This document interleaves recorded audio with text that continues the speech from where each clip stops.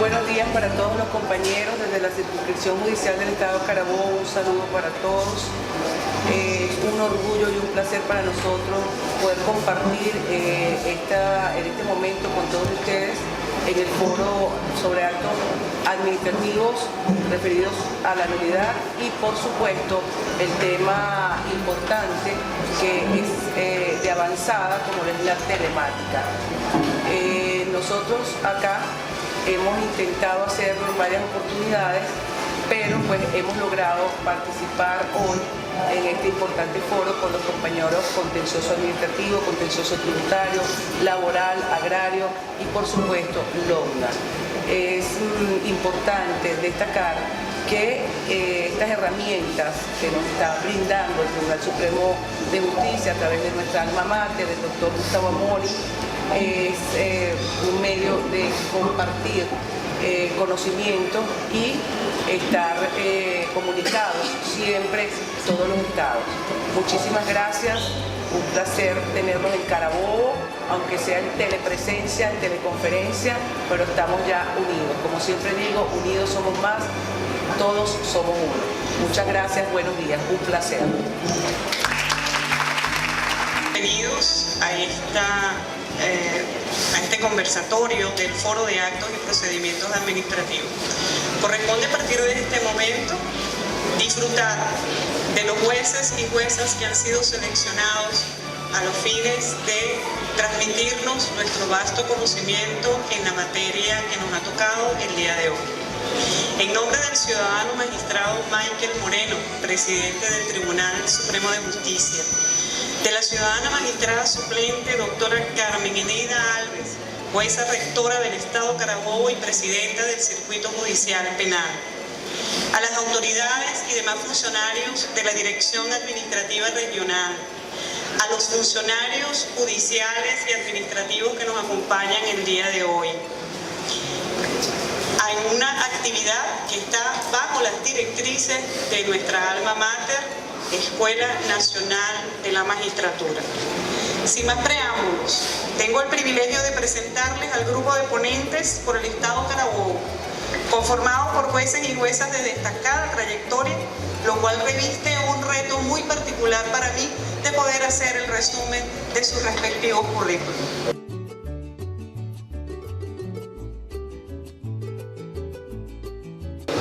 Siendo así, le toca intervenir al doctor Luis Enrique Abello García, abogado egresado de la Universidad Bicentenaria de Aragua. Con ustedes, el doctor Luis Enrique Abello García, juez del Juzgado Superior en lo Civil y Contencioso Administrativo.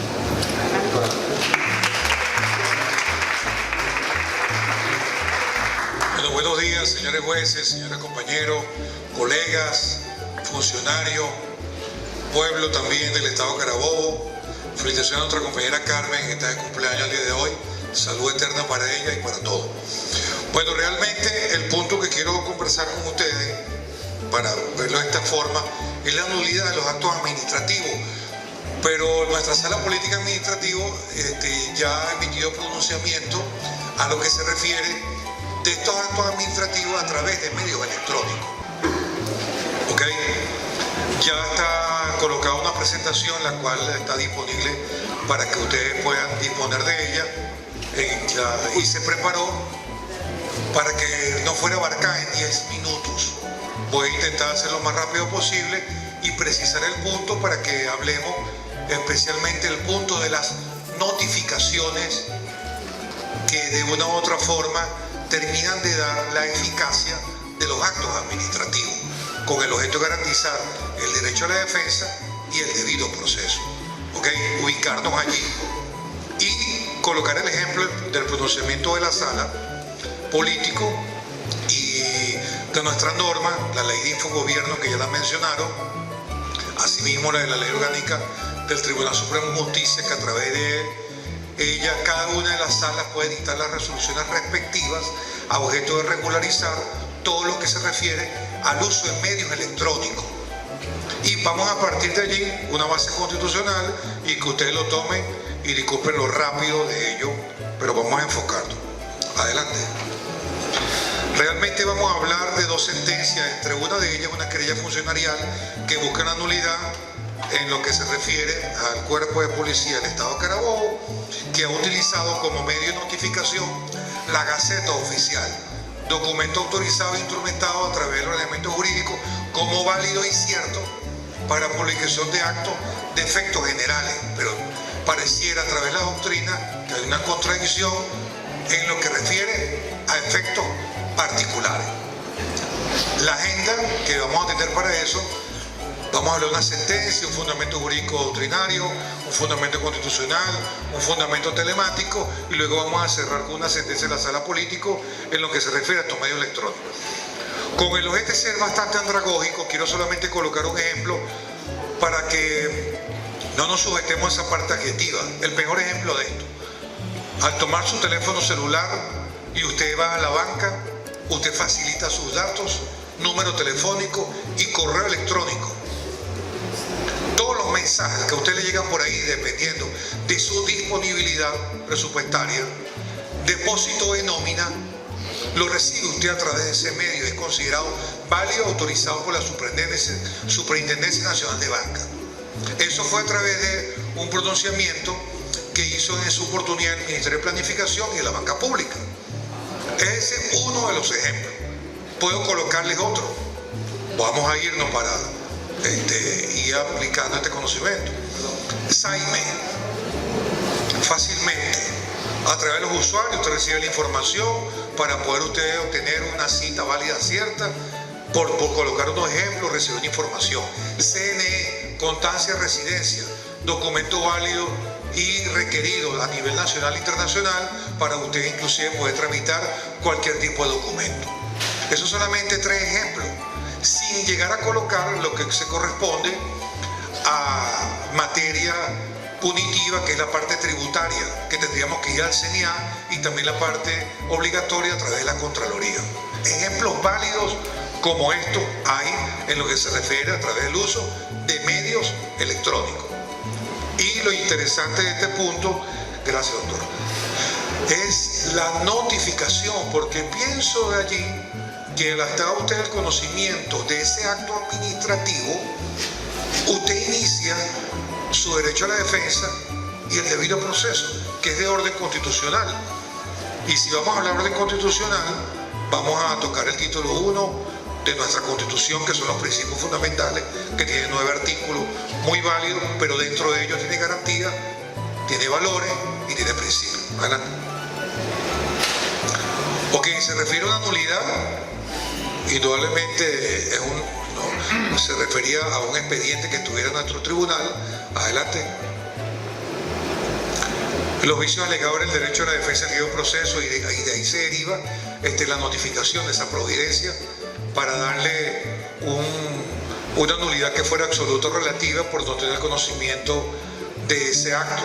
Más esto puede ser subsanado, lo ha mencionado la sala, que al usted ejercer válidamente su derecho en vía judicial, ese vicio queda subsanado. ¿Ok? ¿ok? Si usted tiene conocimiento de eso, puede quedar subsanado. Adelante.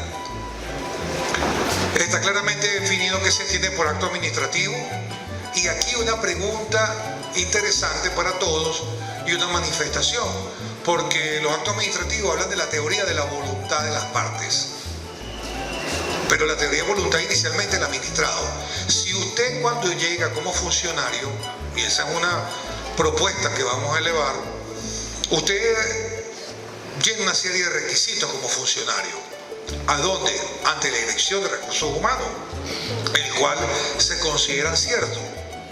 Pero usted allí indica su dirección y a través del RIF, que es una obligación de todos los ciudadanos, usted tiene identificado su dirección. Y ya la ley de infogobierno y la ley de simplificación de trámite nos obliga a que tengamos el correo electrónico. Y esa es una voluntad que usted hace como funcionario cuando llega a la institución. Entonces sería también una manifestación para disgregar este concepto que tiene muchísimo tiempo de la teoría de la voluntad de las partes. Y ahí está la parte del funcionario. Puede ser quien requiera una contratación en cualquier ente gubernamental, debe presentar también el RIF, y el RIF es una información de registro fiscal obligatoria para nosotros contribuir con la satisfacción de bienes y servicios, que de una u otra forma cae con la seguridad de la nación, con los fines del Estado y con el 136, que obliga a todos los poderes públicos a contribuir y a colaborar en el desarrollo de esos fines, anteriormente tratados por teóricos como intereses de la nación. Pero después del cambio que se utilizó, se habló de fin. Adelante. Bueno, aquí está definido desde el punto de vista doctrinario. Ve adelante. Para llegar a otro punto, desde el punto de vista de derecho comparado, en lo que se refiere a la legislación española, habla de un criterio amplio y estricto, el otro habla de un criterio funcionarial y criterio orgánico. Adelante. Hay una clasificación de efectos particulares y generales. No puedo aplicarla todo en el tiempo, debo ser respetuoso, pero alguien puede llevársela y otro día podemos desarrollarla, o ustedes como señores jueces y funcionarios y abogados que estén aquí, pudiéramos contribuir a que otros funcionarios más tuvieran esta información. Adelante. La LOPA ya muy claramente válida las condiciones cuando se considera que tiene, ya va que no veo. Ok, adelante. Y 5 minutos, ahí voy. La notificación. Voy a ir a este punto más adelante porque se refiere a la palabra clave. Domicilio. Domicilio. ¿Ok? Y esa es una de las propuestas que quiero hacer porque todos manejamos esta parte. Continúa, por favor. Aquí está. Notificación del domicilio del interesado. Preguntémonos si en alguna de estas materializaciones de los ejemplos que colocamos no es obligatorio colocar el domicilio en la constancia de residencia que nos da el CNE. Cuando usted va para hacer la declaración jurada de patrimonio, no colocas el domicilio. Cuando usted se presenta como funcionario, no colocas el domicilio. Cuando vas a la banca, no colocas el domicilio. Entonces todo parte de aquí, el domicilio, porque ahí se materializa la notificación de este acto administrativo para que surta no la legalidad, sino la eficacia de ese acto. Adelante.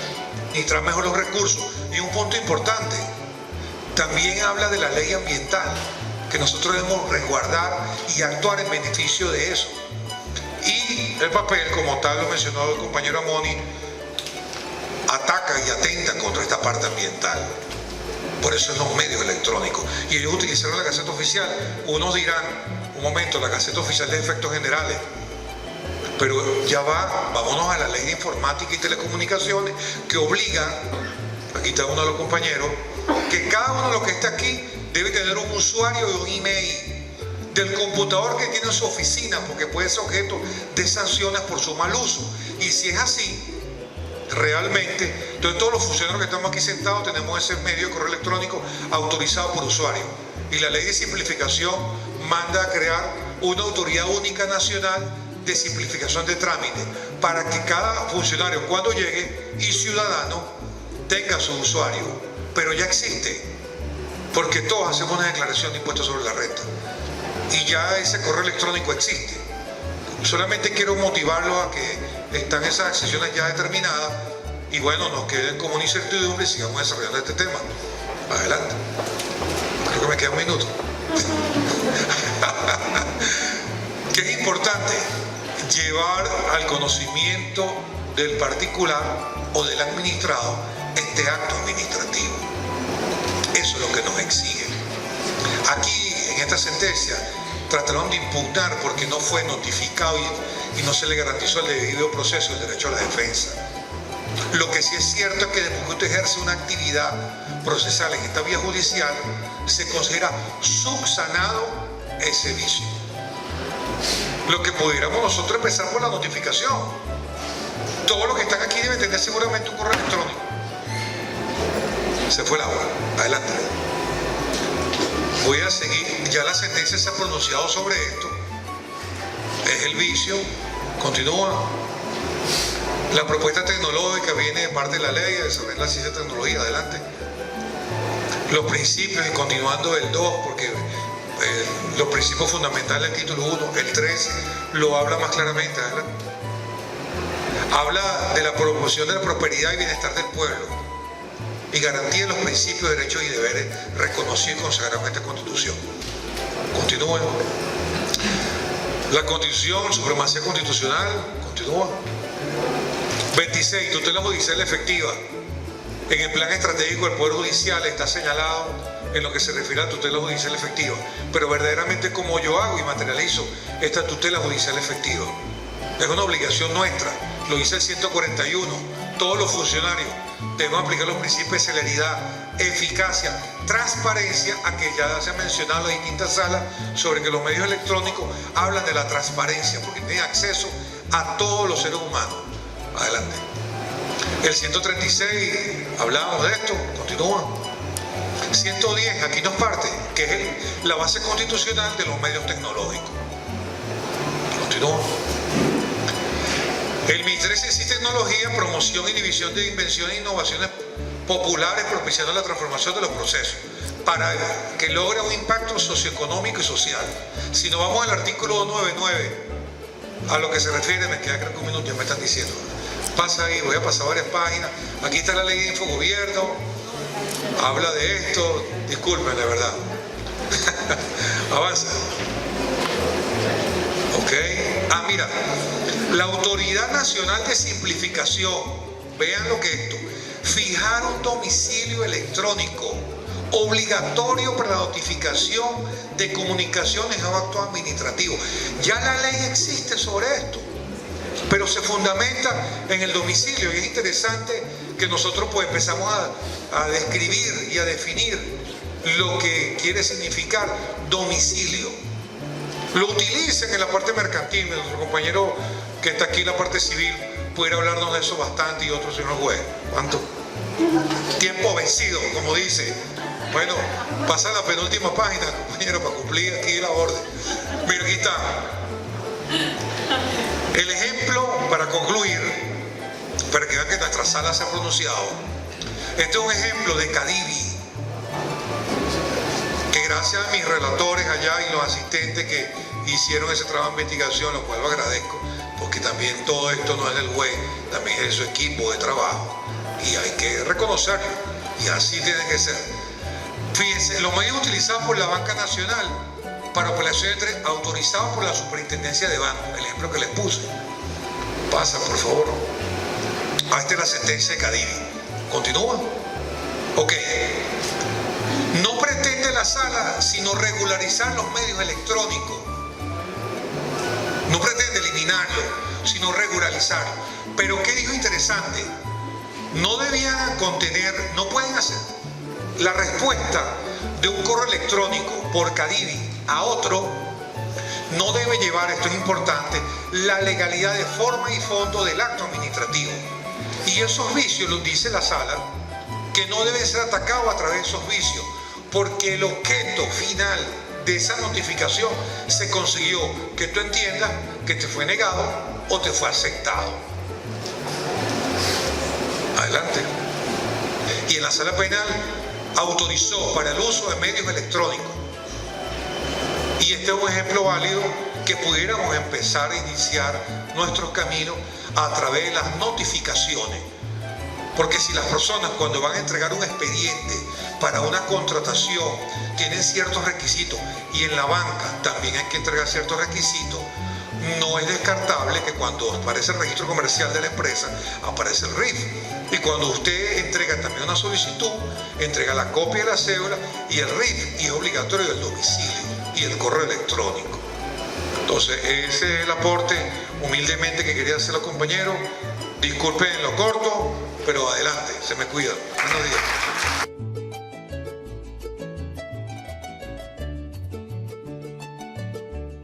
Solórzano Araujo, juez provisorio del Juzgado Superior de lo Contencioso Tributario para la región central. El tema decidendum, el tema decidir, se circunscribió a determinar la validez de un acto administrativo, un reparo judicial que se refería a unos rechazos de gastos por diferencial cambiario de los años 2008 y 2009. Resulta que los administrados alegaron que la administración tributaria no había valorado todas las pruebas que ellos habían aducido o que no les habían requerido en los actos de requerimiento, las pruebas, los libros contables, etcétera, que demostrarían que ese diferencial cambiario efectivamente había incidido en sus costos y por lo tanto debería ser descargado del impuesto sobre la renta.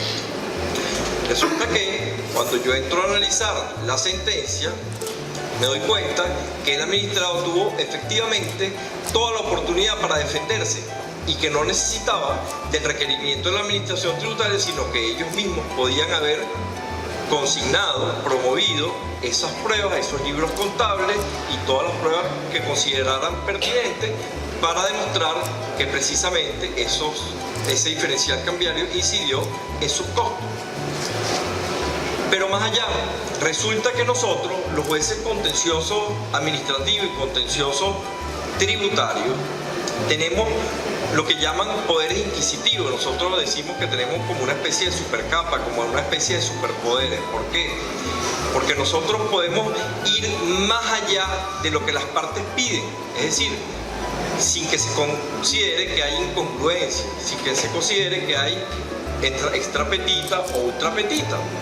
Es decir, nosotros podemos revisar en contexto el acto administrativo sin que se nos pueda acusar de que estamos incurriendo en incongruencia.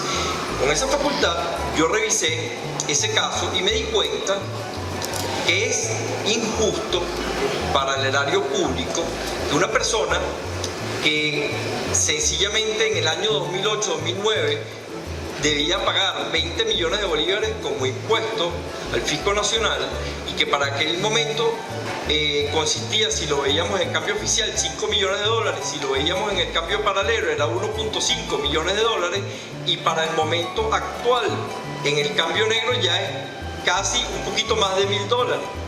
Entonces yo decía, Dios mío, ¿qué es lo que está pasando aquí? ¿Dónde queda el Estado social de derecho y de justicia? ¿Qué pasa con el fisco nacional? Y eso se traduce en nosotros los administrados, porque evidentemente la recaudación de impuestos se traduce en servicios públicos, en servicios para nosotros los administrados. ¿Qué debo hacer yo juez, para ponerle coto a este asunto? Bueno, apliqué el artículo 2 de la Constitución Nacional y me fundamenté en esas facultades inquisitivas y en dos sentencias líderes, dos sentencias de la Sala Constitucional del Tribunal Supremo de Justicia, una de ellas, la que le dio pie a los tribunales laborales cuando por primera vez aplicaron la indexación de oficio. Una de ellas fue la sentencia 0968 del 16 de julio de 2002. La otra, perdón, pasamos una de ellas fue la sentencia de fecha 20 de marzo de 2006, expediente 05-2216 de la Sala Constitucional. La otra fue la sentencia de 10 de octubre de 2006, expediente 06-1059 de la misma Sala Constitucional, y una sentencia de nuestra propia Sala Político-Administrativa de fecha 17 de marzo de 2017, 00134, que autoriza precisamente a decretar las indexaciones de oficio cuando favorece a la administración pública.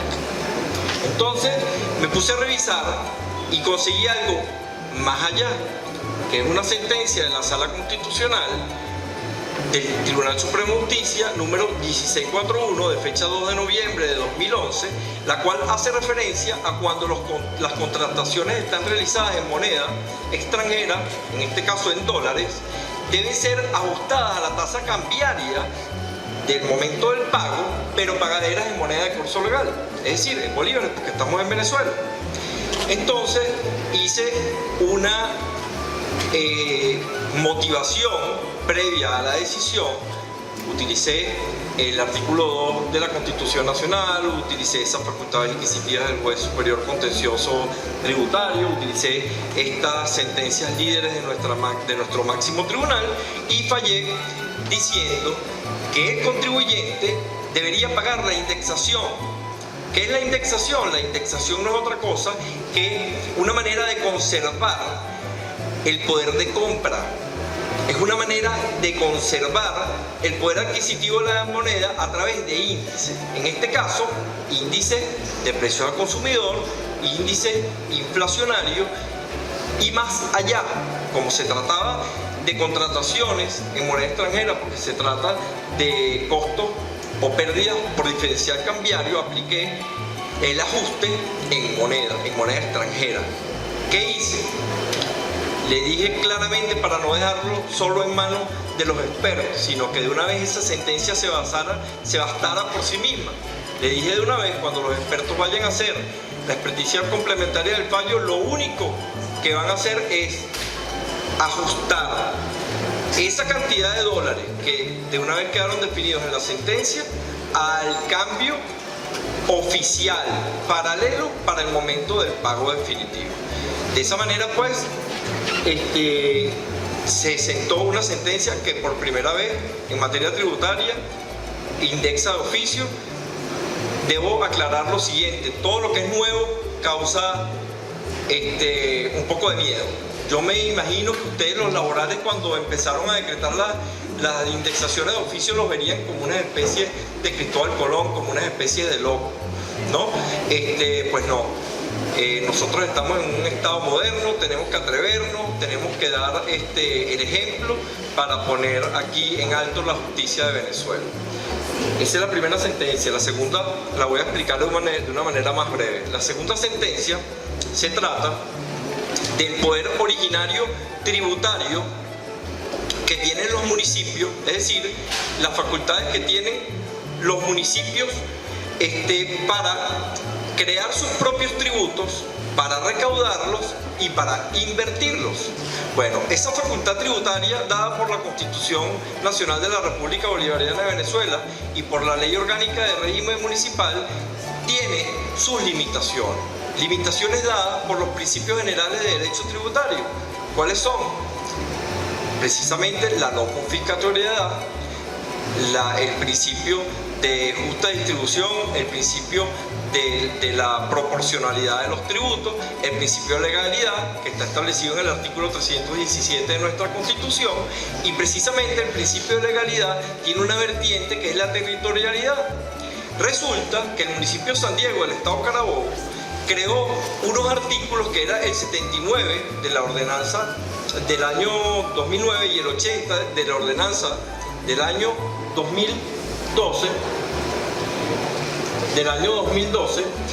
y resulta que en esos artículos de dichas ordenanzas aplicaba, digamos, erga omnes para todos los que facturasen en territorio del municipio de San Diego las retenciones de impuestos sobre actividades económicas. Situación esta que era flagrantemente inconstitucional. ¿Por qué inconstitucional? Porque incurría en una doble tributación.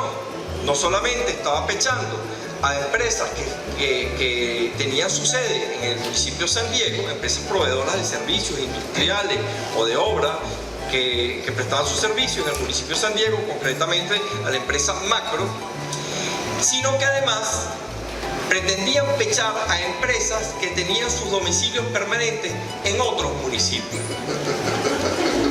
Me quedan 5 minutos, todavía me quedan bastante. Gracias por respetarme el preámbulo, doctora. Resulta que esta empresa Macro, cuando hace el planteamiento, cuando recurre ante el tribunal a mi cargo, plantea varias situaciones. En primer lugar, plantea una violación al principio de globalidad y exhaustividad y violación al derecho a la defensa. El principio de globalidad y exhaustividad está sustentado en el artículo 62 de la Ley Orgánica de Procedimientos Administrativos y consiste en que la administración pública debe decidir todo lo que ha sido planteado por los administrados. Es decir, tiene que ver con el derecho de petición y tiene que ver también con el principio de la congruencia. Eso lo planteó el administrado. Además, planteó una inconstitucionalidad de los artículos 79 y 80 de esas ordenanzas que se refieren a las leyes sobre impuestos de actividades económicas. Y por último, planteó un falso supuesto de hecho y de derecho. Cuando entramos a conocer el fondo del asunto, yo detecto, junto con mis relatores, junto con las personas que trabajan en el tribunal a mi cargo, detectamos pues que allí había una flagrante inconstitucionalidad. ¿Por qué? Porque el municipio de San Diego se estaba extralimitando en su potestad tributaria. Si bien es una potestad tributaria originaria, esta no puede ser por encima de la Constitución. Entonces yo utilicé el artículo 20 del Código de Procedimiento Civil, que tímidamente antes de la Constitución del 99, nuestra Constitución bolivariana, ya establecía una especie de control difuso de la constitucionalidad, porque el artículo 20 del Código de Procedimiento Civil lo que establece es aplicar en primer lugar las normas constitucionales, que es las normas de rango legal, junto con el artículo 3 de la Ley Orgánica sobre Amparo y Garantías Constitucionales y, por encima de todo, el artículo 334 de la Constitución Nacional, que nos confiere a todos, sin excepción a todos los jueces de la República Bolivariana de Venezuela, la posibilidad de ejercer el control difuso y de desaplicar una norma que contravenga.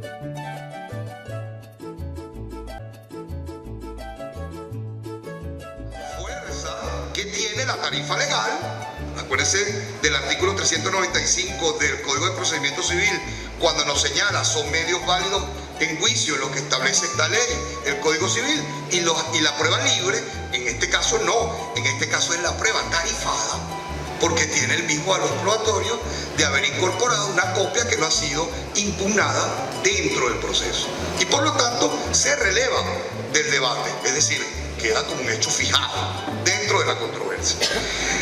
La segunda parte del artículo señala la información contenida en un mensaje de datos reproducida en formato impreso, en papel. Acuérdense que el papel es papel, simplemente papel, como dijo el doctor Amoni.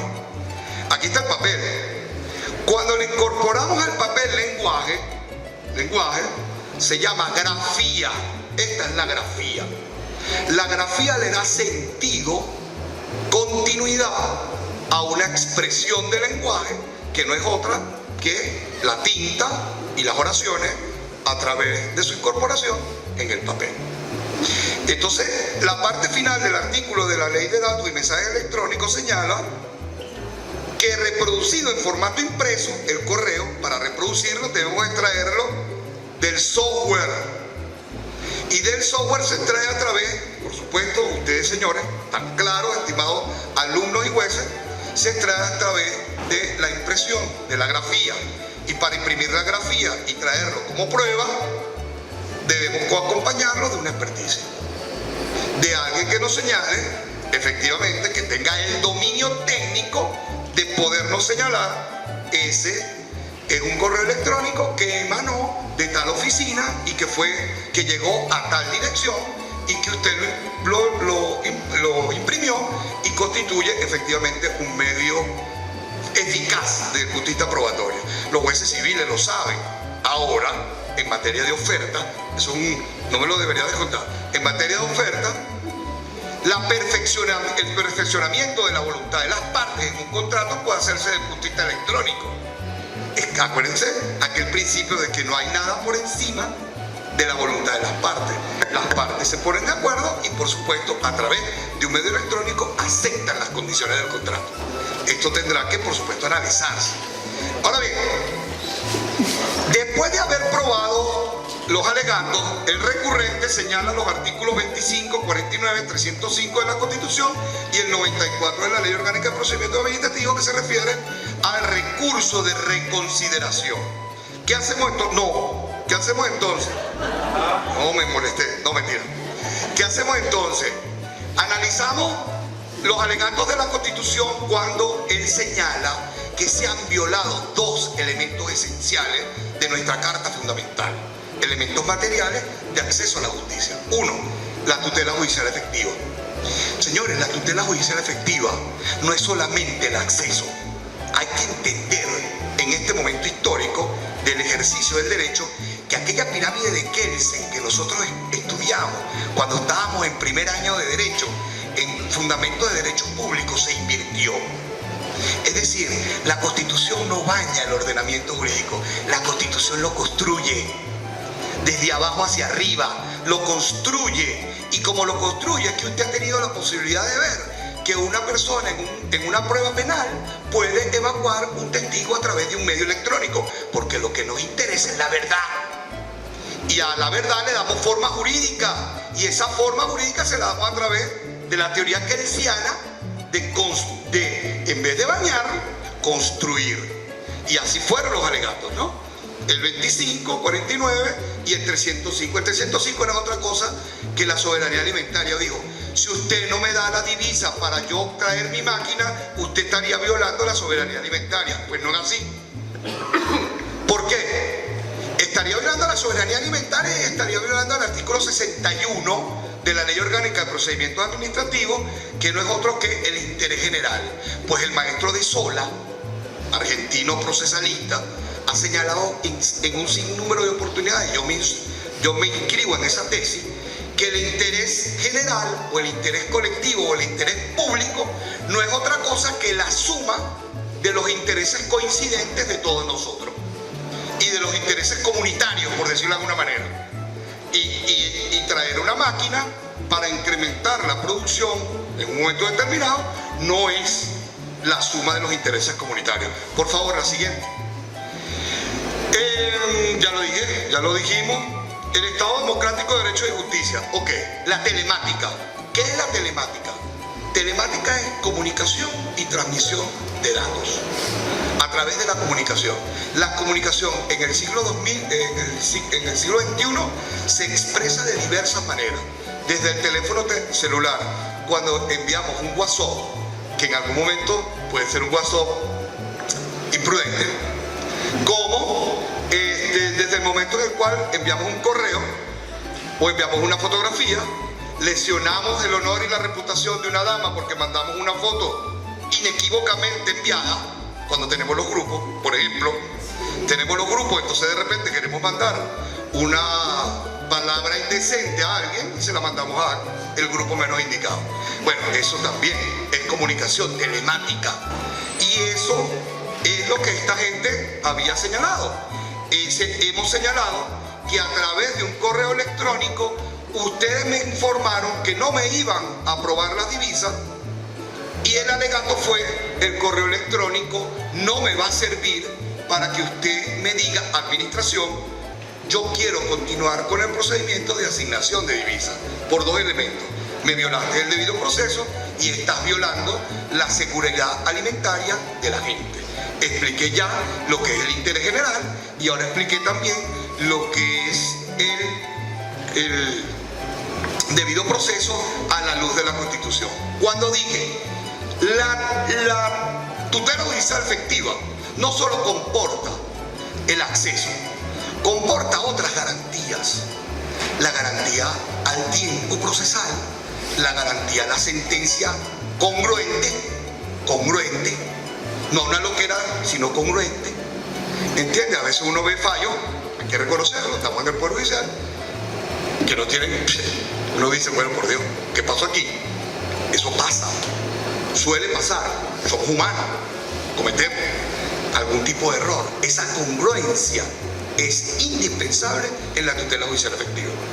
Además de la imparcialidad, de la transparencia, de la eficacia, de evitar las reposiciones inútiles, de la no pérdida de tiempo en el íter procesal, en la fase cognitiva, y entonces nosotros debemos estar conscientes de que, por ejemplo, en este fallo no se han violado las garantías porque la persona no demostró que el correo fue extemporáneo y la administración logró demostrar que el correo fue acorde al procedimiento establecido para la autorización de divisas. ¿Okay? Por favor,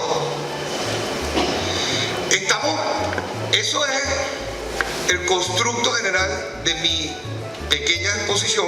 Ya creo que viene el otro papel, de que esta norma, la Ley Orgánica de Procedimientos Administrativos, como lo dije anteriormente, ley de las nulidades de los actos administrativos, la ley que nos dice qué vale y qué no vale, cómo habla la administración, debe adecuarse a ese par de artículos de la Constitución, a la tutela judicial efectiva y al proceso debido o debido proceso.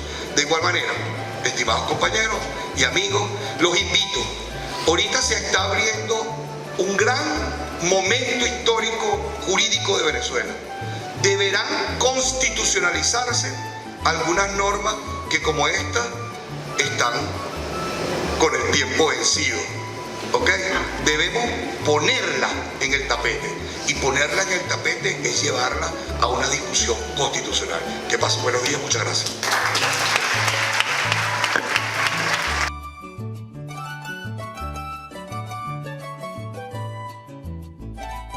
Me corresponde ahora presentar a la doctora Beatriz Rivas Artiles, jueza tercero de primera instancia de juicio en materia laboral de esta circunscripción judicial.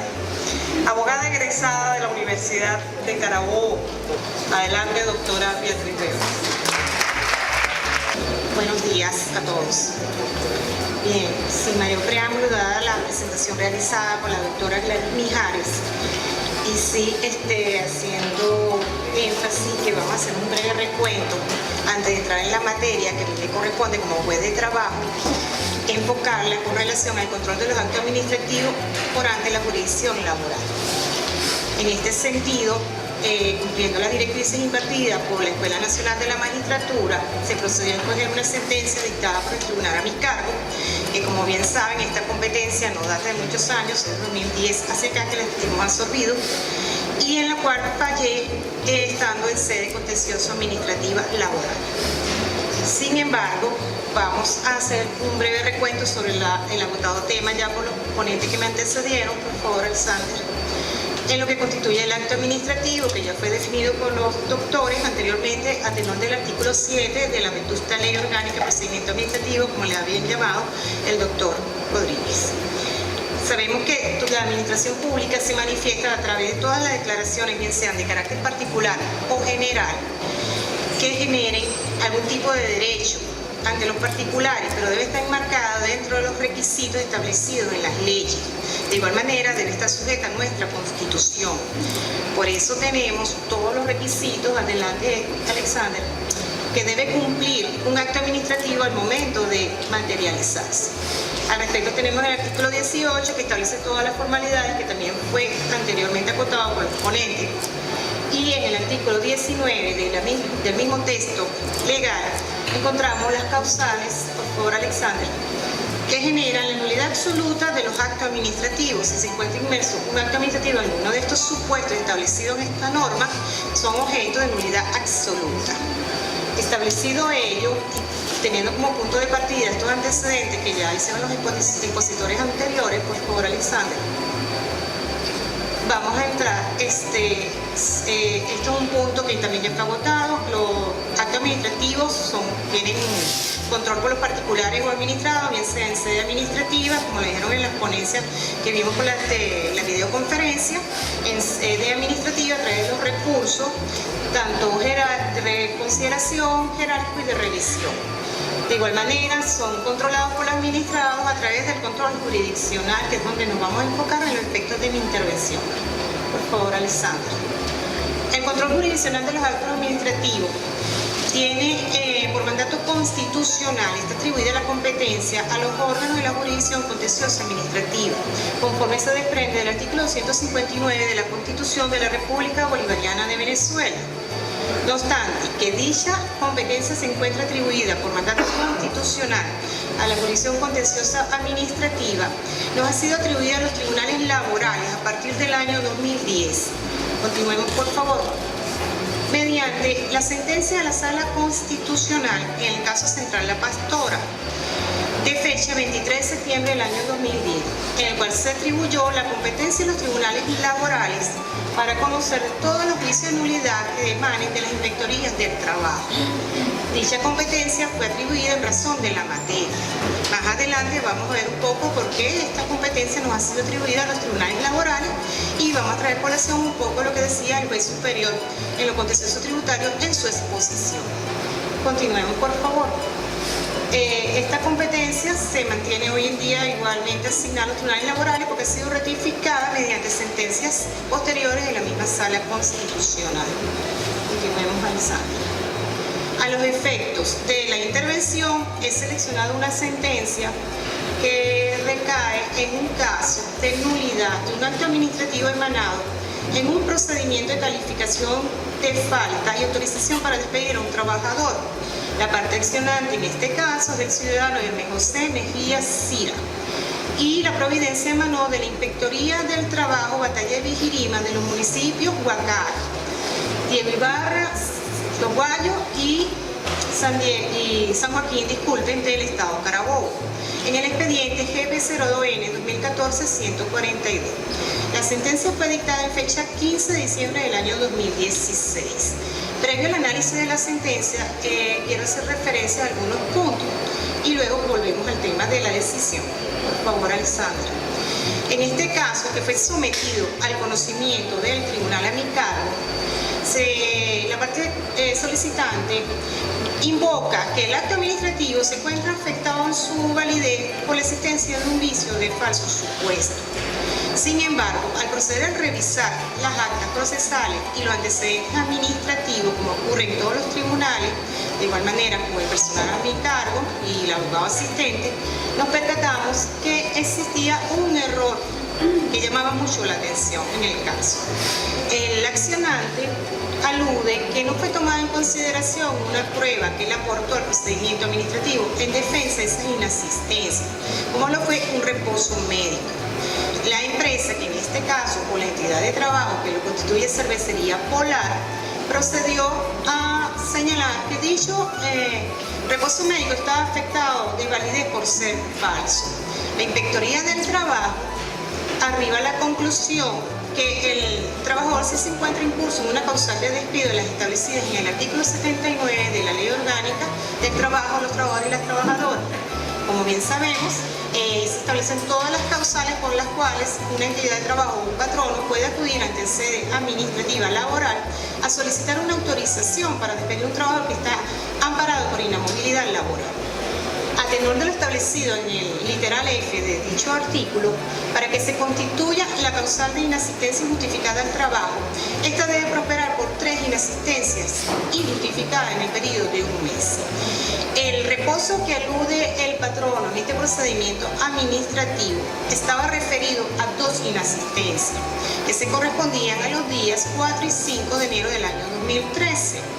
No obstante, cuando la Administración Pública Laboral arriba a su conclusión, señala que el patrono cumplió con la carga de demostrar las inasistencias del patrono.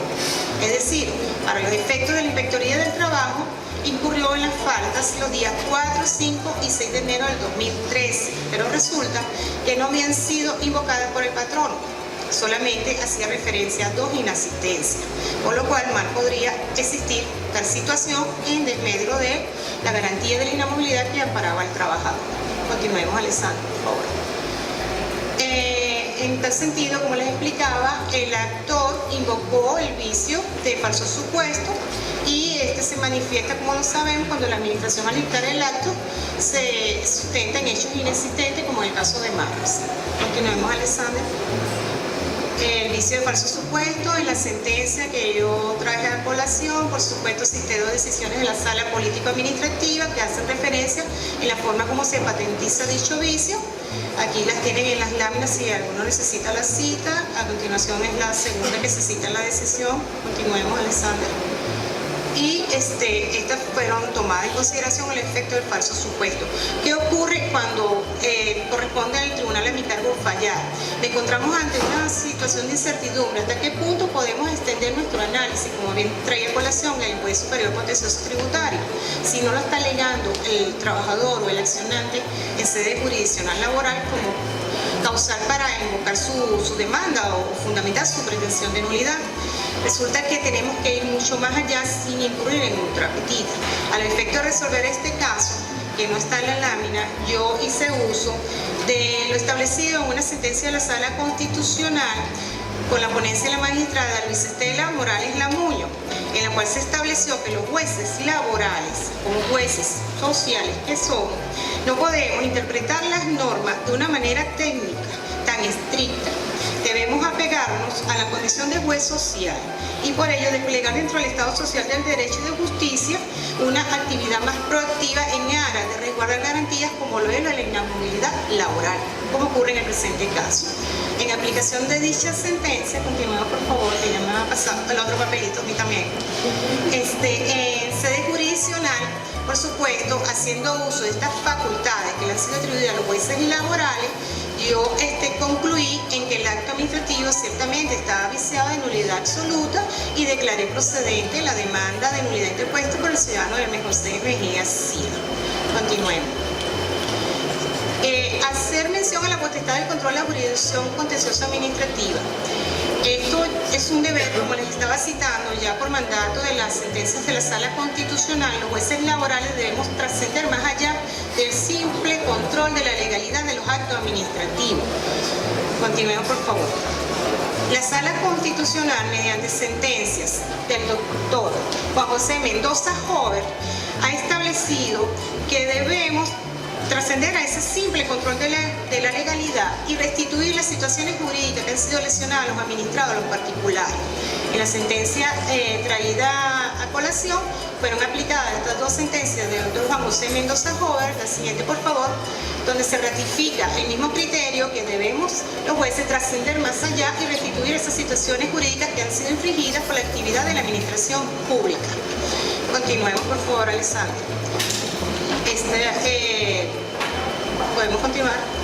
De todas maneras, va a estar a su disposición los señalamientos.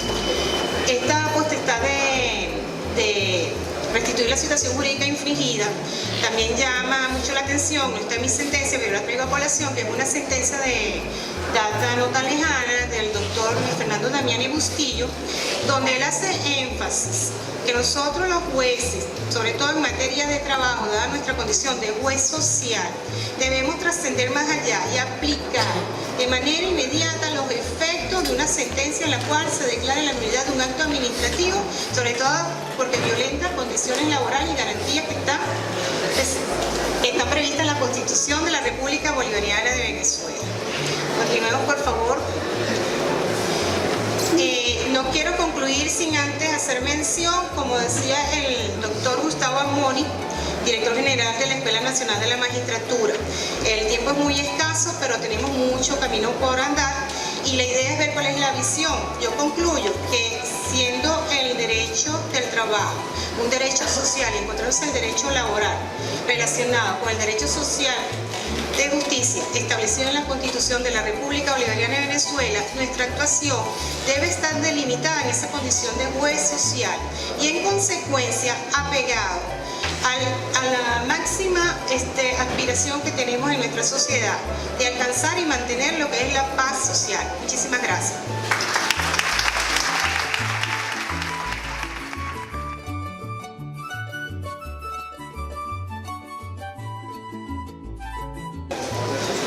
Me corresponde ahora presentar a la doctora Judith Sarmiento de Flores.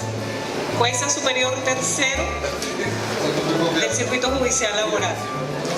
Bienvenida, doctora Sarmiento.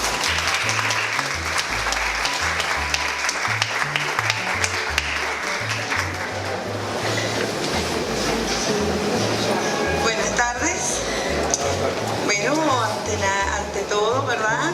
Me siento muy agradecida de estar aquí esta tarde compartiendo con ustedes, mis compañeros de mi gran familia laboral, igualmente mis compañeros de las otras circunscripciones judiciales, de materia, ¿verdad?, distinta a la nuestra, en este caso al doctor Abello, el doctor contencioso tributario, la doctora Xiomara Conlonda, y por supuesto nuestro queridísimo doctor de agrario. Igualmente para mí en la tarde de hoy felicito a la doctora Carmen por su cumpleaños, que lo pase súper de divino. Bueno, 45 cumplió. Bueno, en la tarde de hoy nosotros vamos a disertar, ¿verdad? Primero que nada, como ya la doctora Beatriz Rivas Ardiles señaló, la competencia que tenemos los tribunales laborales, pero ella justamente señaló, en este caso, la competencia en primera instancia, que era lo que le correspondía a ella. En este caso, mi competencia como tribunal superior la tengo otorgada justamente por la LOCSIMA en la disposición transitoria número 7, y donde señala que los tribunales superiores del trabajo tenemos la competencia para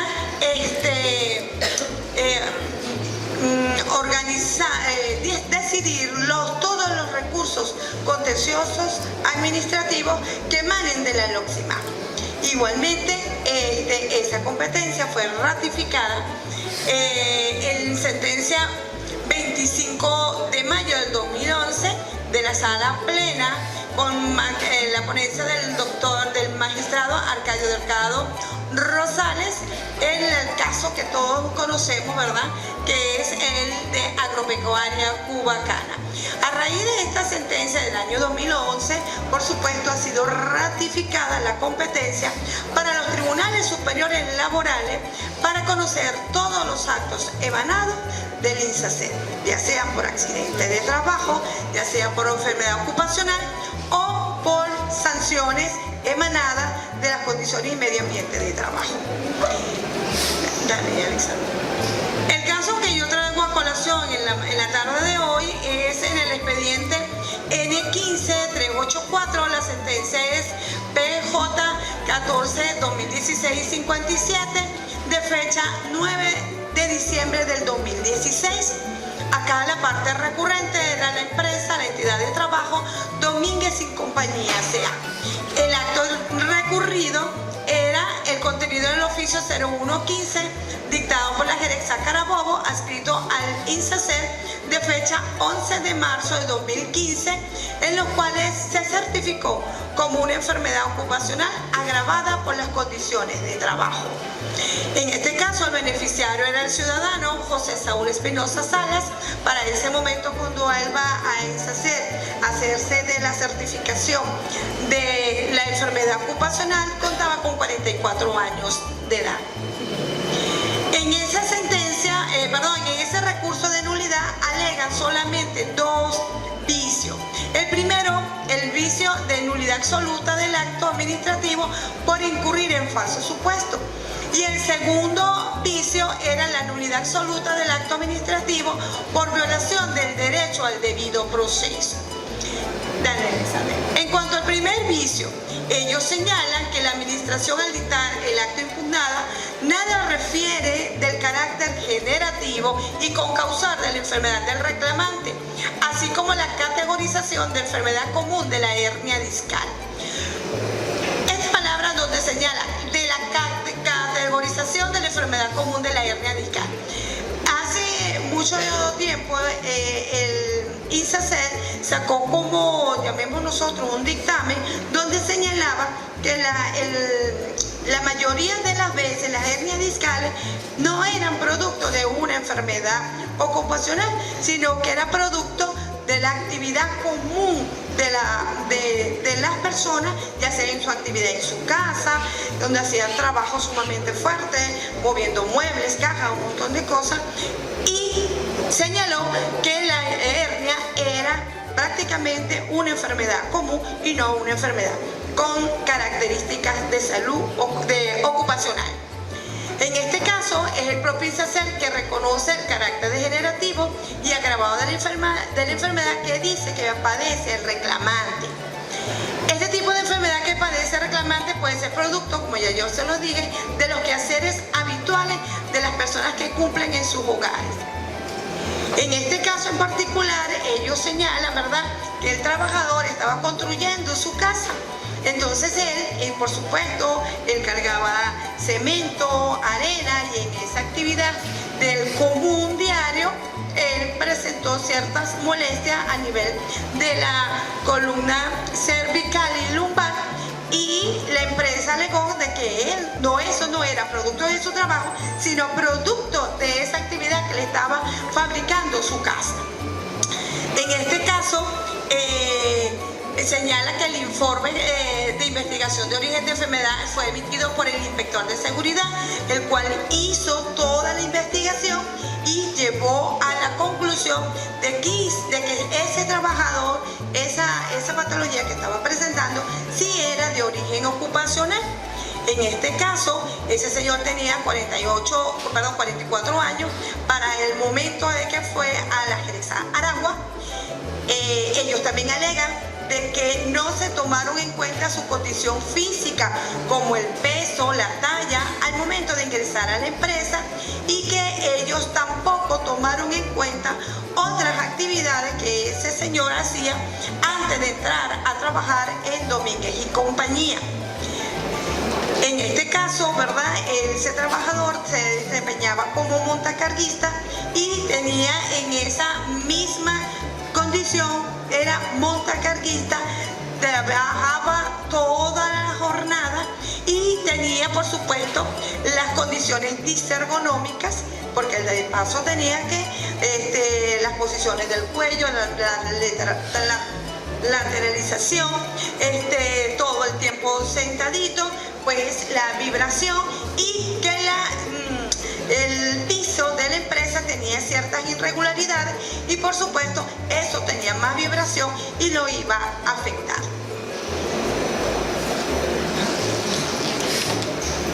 En cuanto a ese vicio.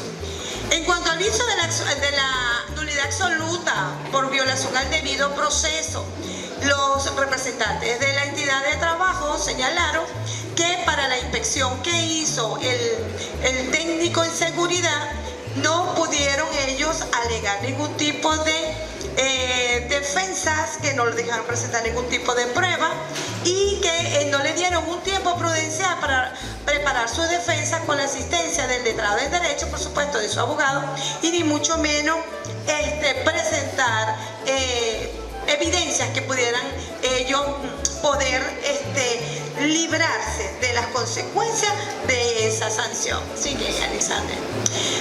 Cuando analizamos cada uno de esos supuestos, ¿verdad? Primero, cuando yo dicto mi sentencia, digo que por supuesto esa certificación no está inmersa en el vicio de nulidad de falso supuesto. ¿Por qué? Como ya sabemos que es un falso supuesto, ya los que me antecedieron explicaron muy bien esa parte.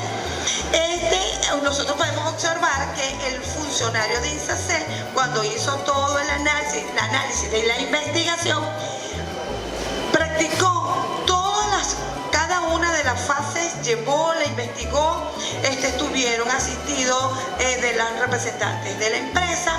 Él buscó también los exámenes preempleo, donde se puede evidenciar que él estaba apto para el momento que ingresó en la empresa.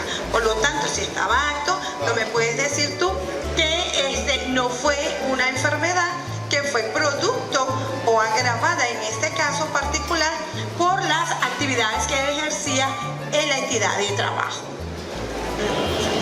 Y en cuanto a la motiva de que se le violentó el debido proceso y el derecho a la defensa, eso es absolutamente falso, porque cuando el funcionario de INSACER se presentó ante ante la entidad de trabajo fue a través de una orden de trabajo emanada del director de la Gerexa. Notificó a la empresa, al representante legal, notificó al jefe de recursos humanos, a todo el personal encargado, médico ocupacional, y igualmente a los delegados de prevención. Se hizo todo el recorrido en la empresa. Ellos tuvieron el acceso total y de hecho cuando firmaron el informe de investigación final no lo hicieron sin ningún tipo de reserva, por lo tanto no podemos alegar de que se le violentó a ellos ningún tipo de derechos constitucionales. Igualmente podemos observar que cuando se les notifica de la certificación, allí están señalados los recursos, tanto administrativos como el recurso jurisdiccional, que ellos podían ejercer contra esa certificación. Igualmente se les estableció los lapsos establecidos en la ley. De conformidad con todo lo que se señaló, por supuesto, en la parte final de la sentencia, sin lugar el recurso de nulidad de la certificación de enfermedad ocupacional agravada. En consecuencia, esa certificación queda totalmente válida. En este caso, el INSACER le aplicó el baremo nacional con un 22.66% de discapacidad. Esa es mi ponencia para ustedes en la tarde de hoy.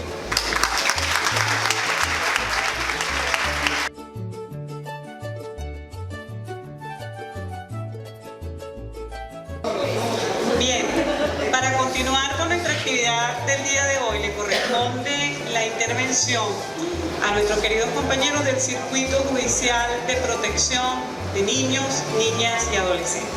Esta ponencia tiene una característica especial por cuanto la doctora Xiomara Escalona, jueza superior y coordinadora de dicho circuito, va a participar con dos juezas del mismo circuito, que es la doctora Thais Peña y la doctora Vilmaris Castro. Voy a proceder a hacer mención del currículum que avala a estas tres queridas juezas del circuito judicial.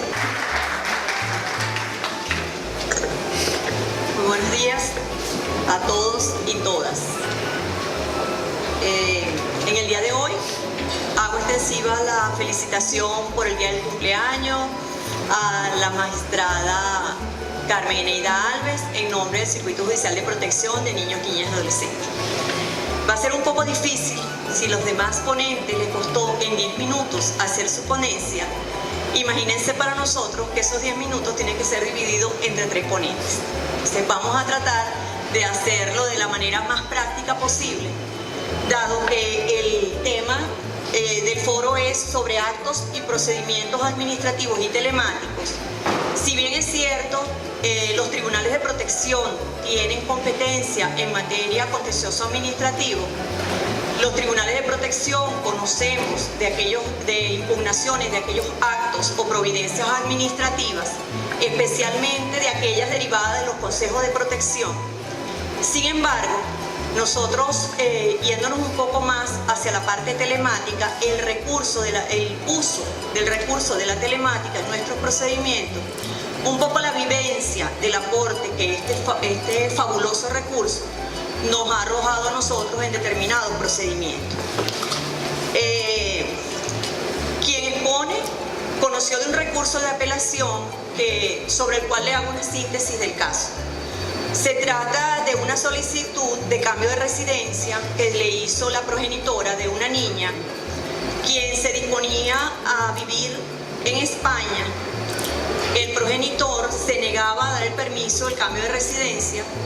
Sin embargo, dado que no fue posible a través de la mediación otorgar ese permiso, la progenitora intentó una demanda para el cambio de residencia a través de un tribunal de protección de primera instancia.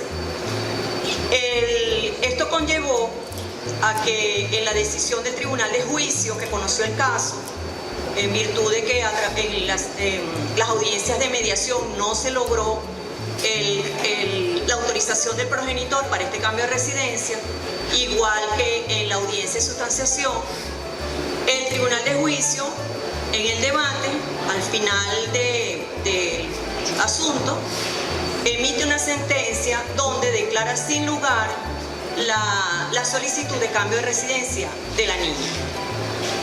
Esto trae como consecuencia que se ejerce un recurso de apelación contra esta decisión, y el alegato que se utilizó para ello fue que la niña no fue oída su opinión. En este caso, me correspondió a mí como juez superior conocer de la decisión. Se le dio entrada al recurso y se acordó utilizar el medio telemático, dado que la niña se encontraba por permiso del progenitor fuera del país, pero permiso de viaje, no autorización de cambio de residencia. Correspondió oír el alegato de que se había violentado el derecho a la niña de opinar y ser oído, en el sentido de conocer su opinión con relación a su cambio de residencia.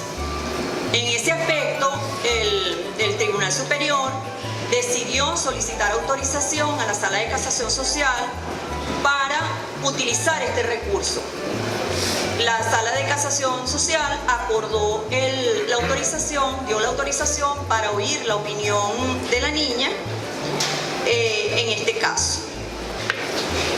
Se utilizó el auxilio del Departamento de Informática y se produjo esa videoconferencia de la niña.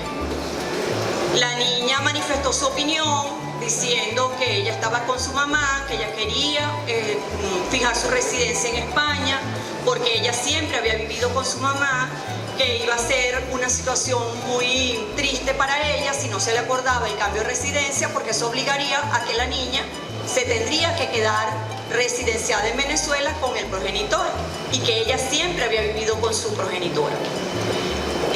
La niña, se estableció esa videoconferencia, estaba presente el progenitor, estaba presente la apoderada judicial de la progenitora. Se realizó un feedback, el papá conversó con la niña. Bueno, luego de toda esa videoconferencia, el padre de la niña, y a través también de las herramientas que se le otorgan a los jueces, especialmente a los jueces de protección, sabemos también que los jueces laborales tienen abarcó lo que era la petición inicial, la pretensión inicial, que era el cambio de residencia, sino que igualmente se logró el régimen de convivencia y la obligación de manutención. Se homologó y se dictó sentencia. En ese caso, pues, es la bondad. Quizás esto no hubiese llegado a un tribunal superior si este recurso de la videoconferencia y ese aporte de la telemática al derecho se hubiese hecho desde primera instancia, pues se hubiese ahorrado mucho en resolver un problema familiar.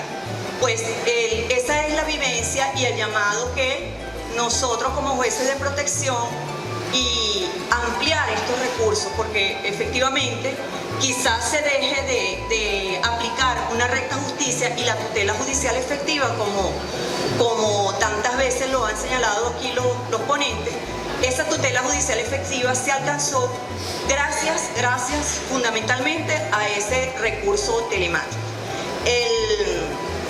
No quiero ahondarme más, dado que quedan unos minutos para llamar a la doctora Vilmaris y la doctora Thais, quienes también han utilizado este recurso en otros procedimientos.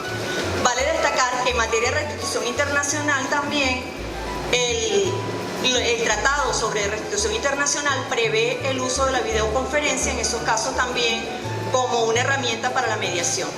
Doctor.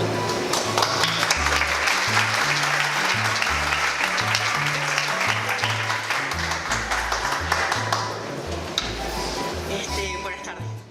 Siguiendo la temática tal cual como nos lo señala la doctora Xiomara, en el caso mío tuve la experiencia con lo que es la videoconferencia. Obviamente no tengo sentencia porque soy juez de mediación, sustanciación y ejecución. Pero en el caso mío se plantea una demanda por oferta de obligación de manutención, la cual es intentada por el progenitor, por los apoderados judiciales del progenitor del niño, el cual se encuentra en los Estados Unidos de Norteamérica desde hace 5 años, en virtud de un asilo político que solicitó. La demandada y el niño se encuentran radicados acá en la ciudad de Valencia, en virtud de que fue el último domicilio conyugal que tuvo la pareja. Según los argumentos del demandante, él señala que durante esos 5 años que tiene radicado en el extranjero, ha cumplido con una obligación de manutención.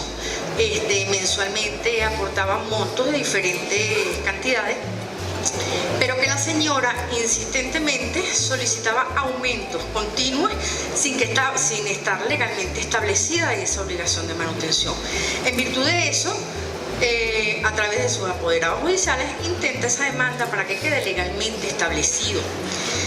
En el caso de nuestro procedimiento ordinario en materia de protección de niños, niñas y adolescentes, obviamente se admitió la demanda, se notificó a la parte demandada y a la representación fiscal.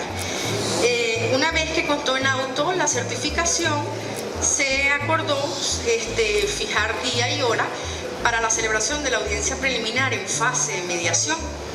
A esa audiencia comparecen los apoderados judiciales del demandante, comparece la demandada y el Ministerio Público. ¿Qué es lo que sucede? Nuestra ley especial, el artículo 469 de la LONA establece expresamente que en los casos de responsabilidad de crianza, obligación de manutención y régimen de convivencia familiar es indispensable, es obligatoria la presencia personal de las partes.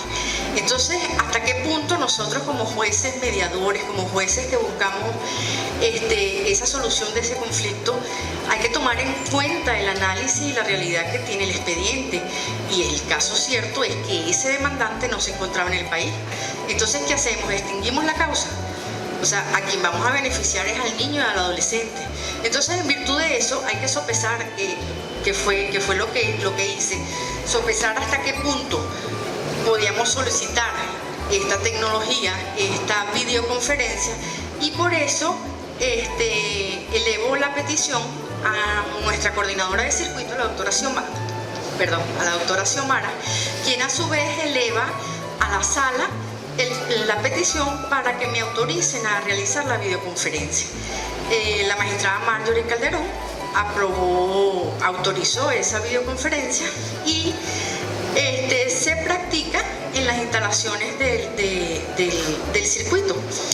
El día de la audiencia, los apoderados judiciales del demandante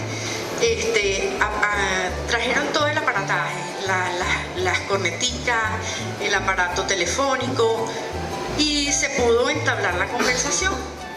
En el momento que aparece el señor en la imagen, pues obviamente se identifica, me muestra la cédula de identidad, y entonces corroboro esos datos con los datos que tengo yo del expediente.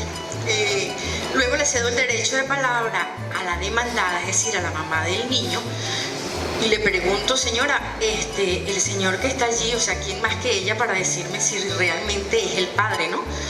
Y la señora, de manera muy irónica, recuerdo que mira el teléfono y me dice: ay, está bastante acabado, pero sí es él. Entonces, imagínate tú las ganas de mediar, ¿no? Sí, definitivamente, no perdemos el contexto. Sí, no se pierde.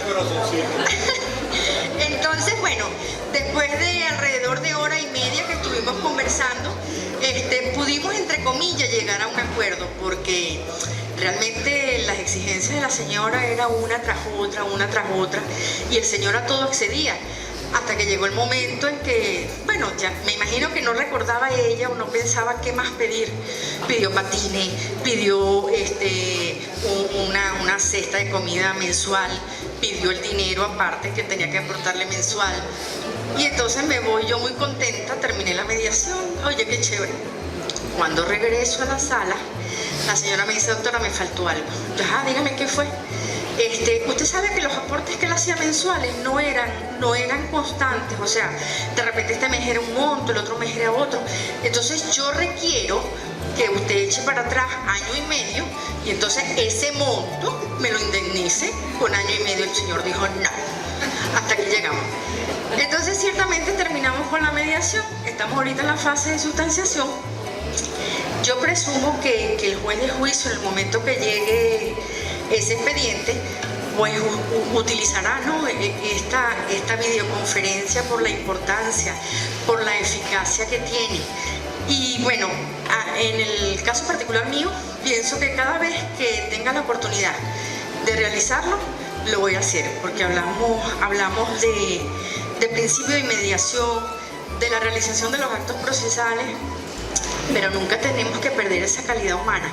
Y así como conseguí, y para terminar mi intervención, les hago el señalamiento de una frase de un autor desconocido que dice: la tecnología por sí sola no basta, también tenemos que ponerle el corazón. Muchas gracias. Muy buenos días, mi nombre es Vilmaris Castro, me siento de verdad bastante complacida de estar compartiendo con ustedes. Bueno, quiero en este orden de ideas, continuando con la exposición de mi compañera Thais, el mismo régimen, en las mismas partes que le tocaron a ella con obligación de manutención, me correspondieron a mí con régimen de convivencia familiar. ¿Qué pasa? Que la misma paisana que estaba allá se vengó del señor acá en la audiencia mía, no compareció. Sí, en venganza no compareció, mas sin embargo se instaló la audiencia, se declaró la consecuencia, porque ya no se puede mediar, porque uno de los requisitos para que sea una mediación fructífera es que tenga más parte personalmente.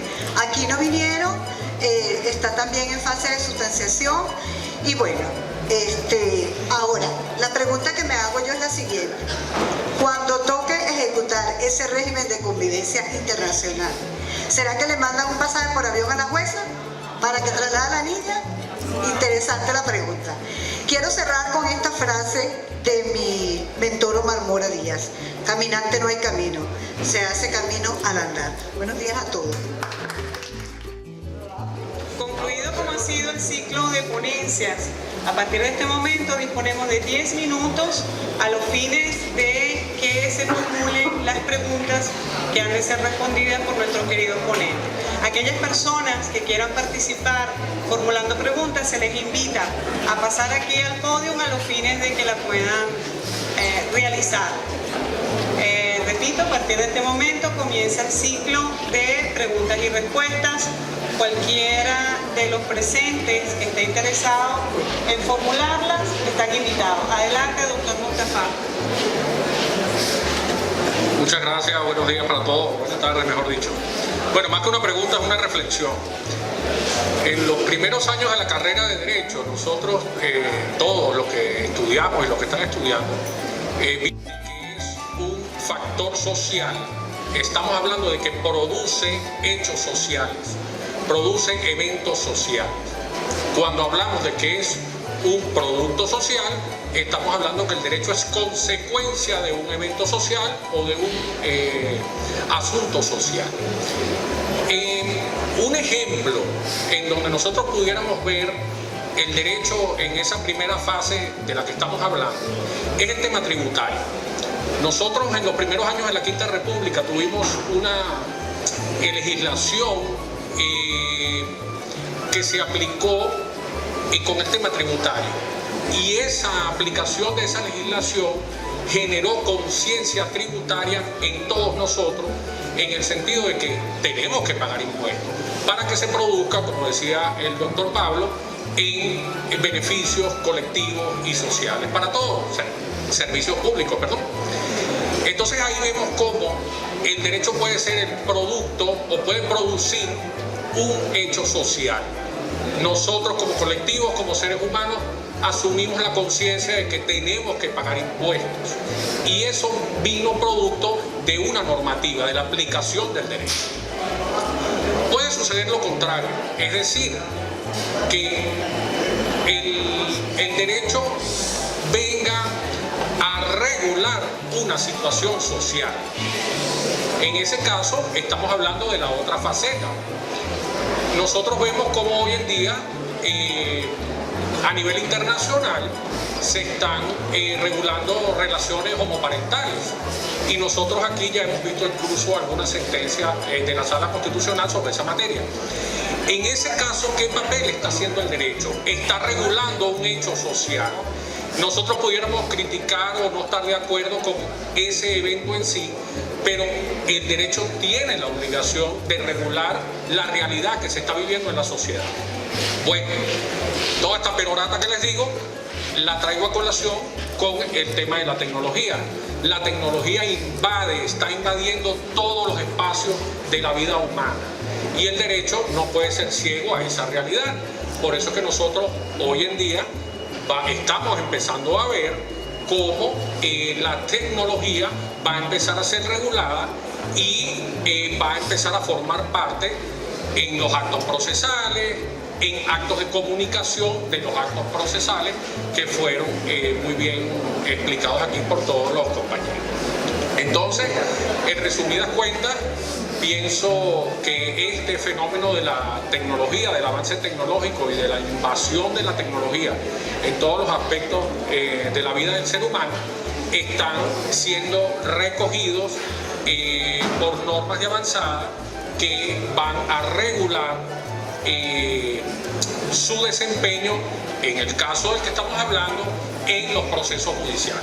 Por supuesto, tienen que ser regulados, porque cuando hablamos de actos procesales tenemos que brindarle seguridad jurídica a las partes.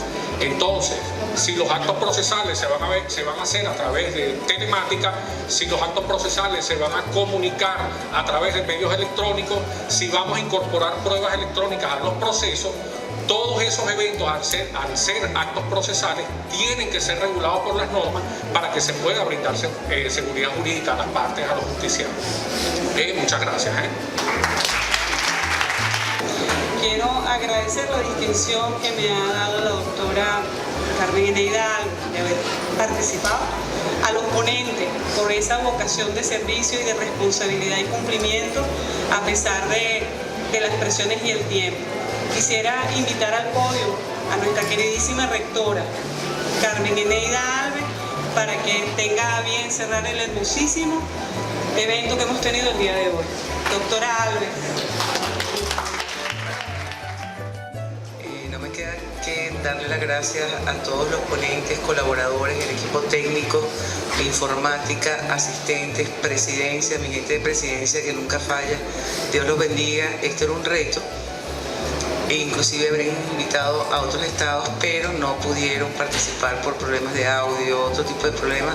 Sin embargo, nosotros hicimos todo lo posible para estar en contacto directo con Caracas. Yo espero que este no sea el último foro que se dicte y que todos los funcionarios del Poder Judicial del Estado Carabobo intervengan y asistan a los nuevos diplomados que se van a presentar.